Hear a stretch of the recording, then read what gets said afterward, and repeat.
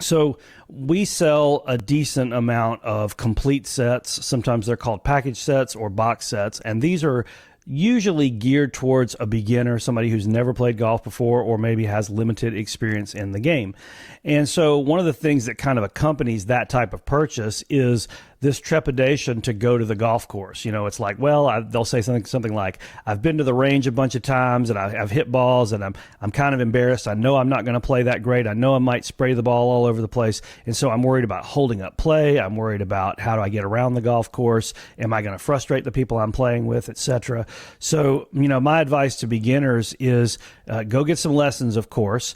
And your instructor can kind of help you with some of the basic golf etiquette as well. You can also watch YouTube videos and you can learn, read books, read online articles, whatever about your basic golf etiquette so that you don't show up and look like a fool.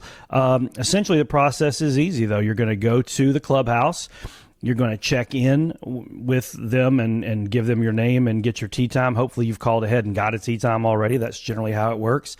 And then maybe you're going to go to the range and warm up for a little while before you go play. Make sure you get to the first tee about 5 minutes before your tee time. Check in with the starter. If the course has a starter, let them know that you're there. That way they can keep the pace of play going and everything.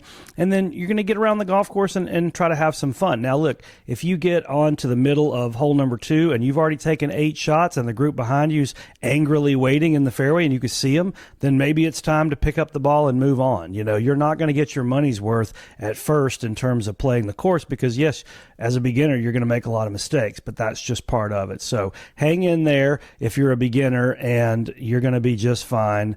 But definitely get yourself some education so that you don't, embarrass yourself or whatever.